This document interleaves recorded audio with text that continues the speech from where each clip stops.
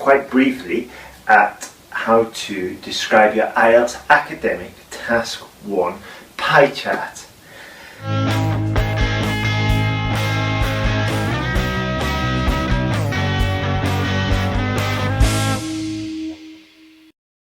This is the quick version because there is another video which goes into much more detail. It's about 15 minutes long. Okay, so this is the summary, the overview. Let's get going. First of all, you need to know what type of language you're going to use, and this means getting familiar with the fractions. Okay, you need to know that 50% is half. Okay, so you can say half of the exports come from Canada, or a quarter of the exports come from China. Okay, quarter is obviously 25%. And if you want to go even further, you can make sure that you are familiar with like more advanced structures, like slightly under a quarter of the exports came from China. Okay, and that's a slightly more elaborate, eloquent way of saying it. Instead of saying 24%, slightly under a quarter. Okay, or if it's 51%, we can say just over half of the exports came from Russia or wherever it is. Okay, so varying the language we use and using slightly more sophisticated structures will help us a lot in getting or picking up some of the good points. Okay, some of the high points.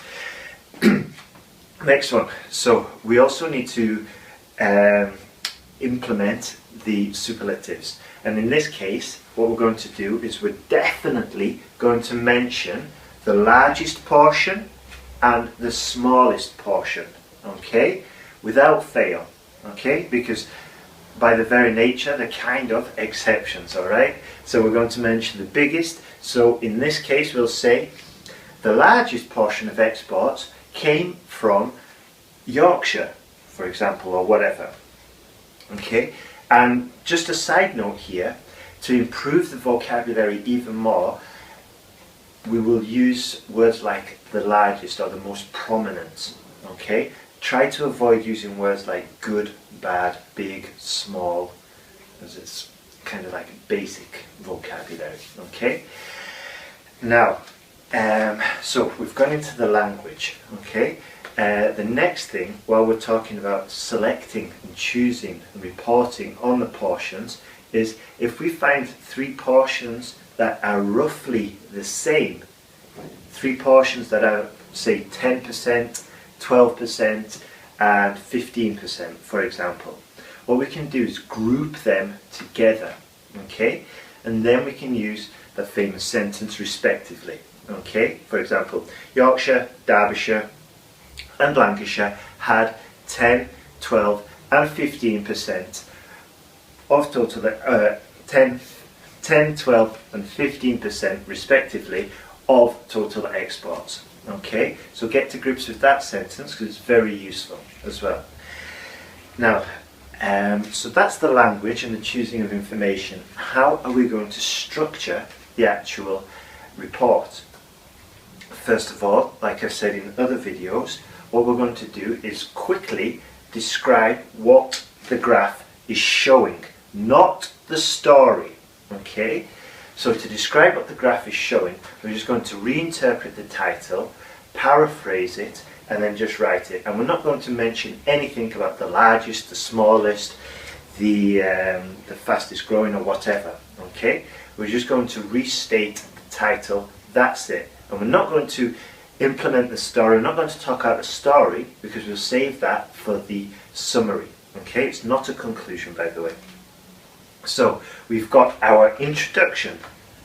Okay, then the body paragraph. It might be 1, it might be 2, depending. If you've got a pie chart and a line graph, then you probably want to use 2 paragraphs. If you've got maybe 3 pie charts, 1 bulk body paragraph, and then your summary. Okay, practice will come, perfection will come just through practice. It's not an easy task, it's selecting information. Okay, so we've got our introduction, body paragraph, and then we're going to finish with our summary sentence. Okay, now what's really important as well, okay, is that we plan the essay before we actually start. Okay, so we're going to choose what information we're going to implement, or which we're going to report about in our body paragraph, because we've already more or less got 2 sentences completely under control with the introduction and the summary, which leaves about 8-10 sentences left. Okay, so choose that information before you start writing, and then transfer from your notes into your writing using superlative and all those language points we talked about before. And then, as a final bonus tip, once you've done all this, and hopefully you can do this between 15-18 minutes, okay, leave about 2 minutes to go through all the words, all the sentences, and look for mistakes. But don't just look for mistakes in a general fashion. Look for mistakes that you've made previously on a writing task that you've written before. Okay, so what you should have done is get some feedback on your writing.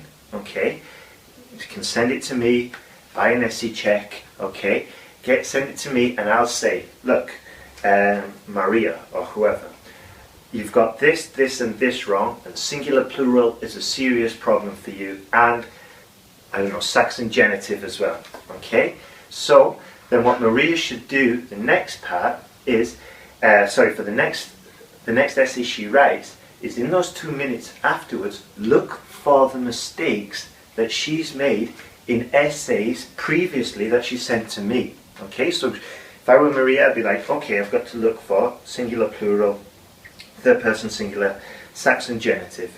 Okay, and this way you can at least pick up 5-10% extra points. Okay, go through, correct your own mistakes so the examiner doesn't have to. Happy days, you're going to score higher. Alright, okay then. So hopefully that will help you. If you want more tips like that, and more advice, and more support, more feedback, and you're desperate to improve, come to the website, sign up, and let's get cracking. Okay, all the best.